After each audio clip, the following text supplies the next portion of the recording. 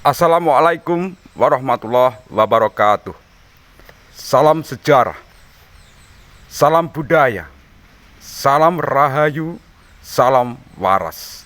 Sedulurku sekalian, selamat bertemu kembali dengan saya Kang Jinggo di channel KJ Bro. Kali ini kita lanjutkan kisah tentang Mataram kuno, yakni Wangsa Sailendra. Karena kita tahu Mataram kuno tidak hanya dikuasai oleh dinasti Sanjaya, namun juga dinasti Sailendra dan dinasti Isana. Sebelum membahas dinasti Isana, terlebih dahulu kita menilik tentang Wangsa Sailendra. Ada dua bahasan utama yang berkaitan dengan Wangsa Sailendra ini, yakni asal-usul dinasti Sailendra dalam persepsi tiga teori besar. Selain itu, juga kita akan mengupas tentang keluarga Sailendra yang menjabat sebagai raja-raja di Mataram kuno.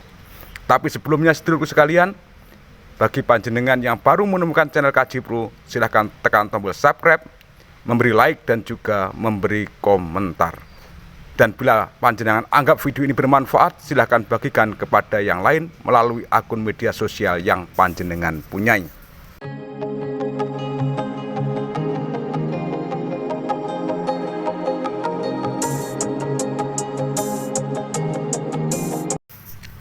Ada tiga teori besar yang membahas mengenai asal-usul dinasti Sailendra.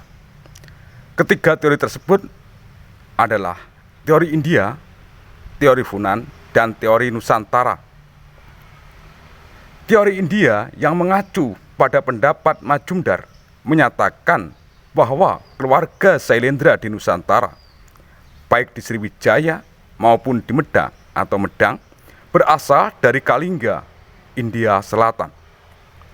Sementara yang pendapat yang sama dikemukakan oleh Nilakanta Sastri dan Muenz.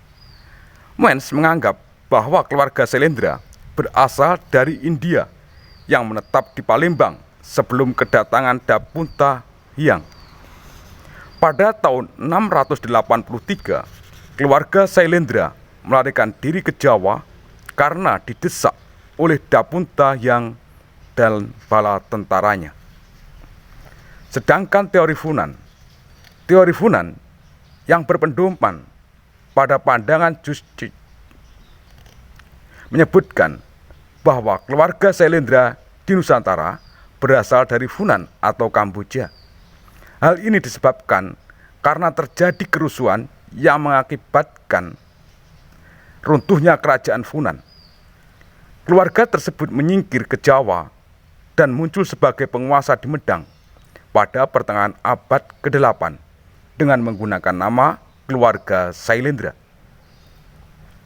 Banyak ahli sejarah yang meragukan kebenaran teori Funan, mengingat keluarga Sailendra telah tinggal di Sumatera secara turun-temurun sebelum menetap di Pulau Jawa.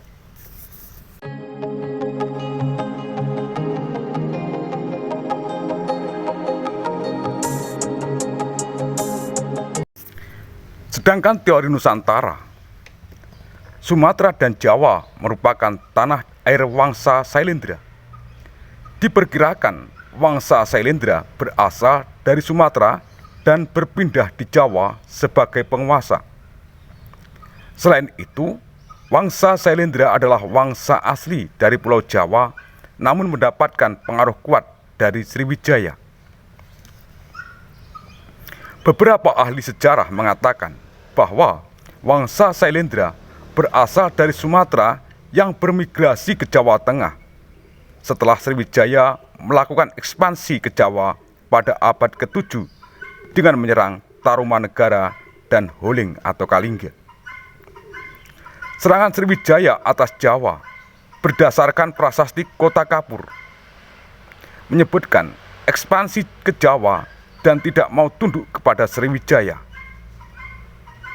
Dalam mengemukakan gagasannya tersebut, para ahli sejarah berpedoman pada gelar Dapunta Sailendra yang tertulis di prasasti Soyomerto.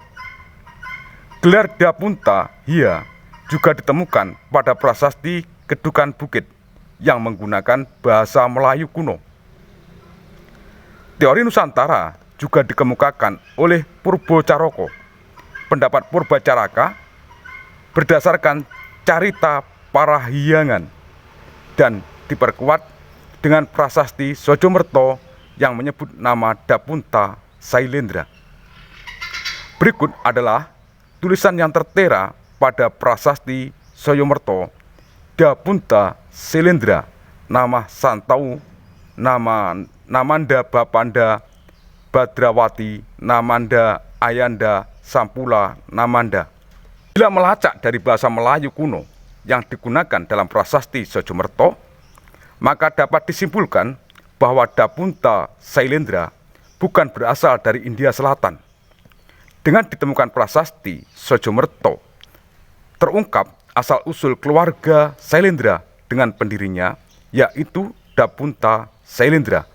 Berdasarkan paleografinya, prasasti Sojomerto dikeluarkan pada pertengahan abad ke-7. Purbacaraka berpendapat Sanjaya beserta keturunannya adalah raja-raja dari keluarga Sailendra, asli Nusantara yang menganut agama Siwa. Namun, sejak Rakai Panangkaran berpindah agama menjadi penganut Buddha Mahayana, raja-raja Mataram kuno menjadi penganut agama yang sama. Pendapat Purbacaraka berdasarkan pada carita parahyangan yang menyebutkan bahwa Rakai Sanjaya menyuruh anaknya Rakai Panaraban atau Rakai Tamperan untuk berpindah agama karena agama Siwa yang dianutnya ditakuti oleh semua orang.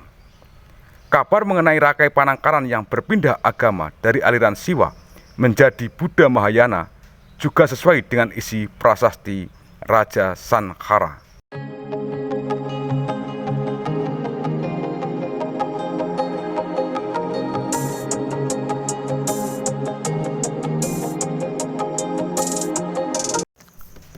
Sejarawan sepakat bahwa keluarga Sailendra yang bersumber dari keturunan Dapunta Sailendra yang menjabat sebagai Raja Mataram adalah Rakai Panangkaran, Rakai Panunggalan, Rakai Warak, Rakai Garung, dan Pramodawardhani.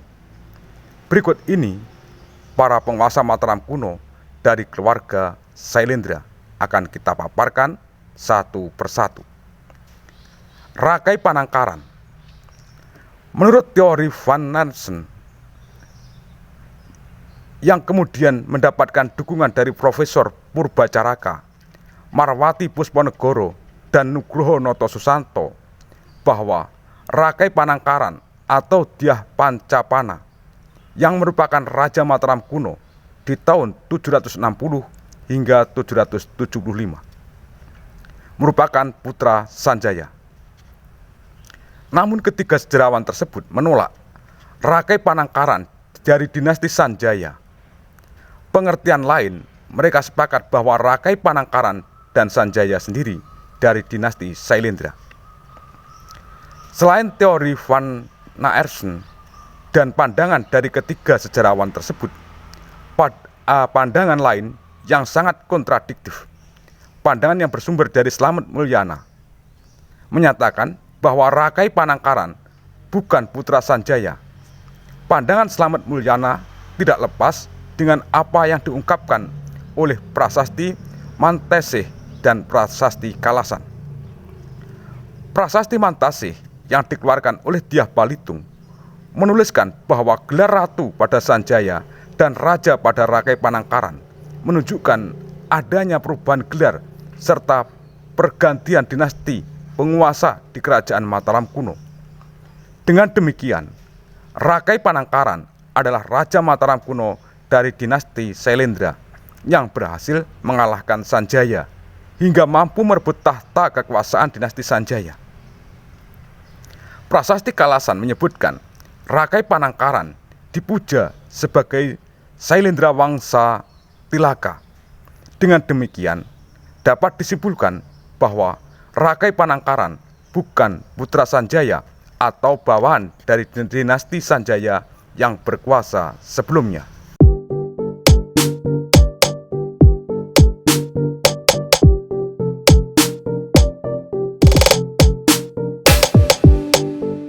Sedulurku sekalian, kiranya demikian dulu apa yang bisa kita sampaikan terkait dengan dinasti Sailendra atau Wangsa Sailendra yang berkuasa di Mataram kuno. Apabila ada kurang dan hilaf, saya mohon maaf yang sebesar-besarnya. Teriring ungkapan ono rino, ono upo, ono awan, ono pangan. Salam budaya, salam sejarah, salam rahayu, salam waras. Wassalamualaikum warahmatullahi wabarakatuh.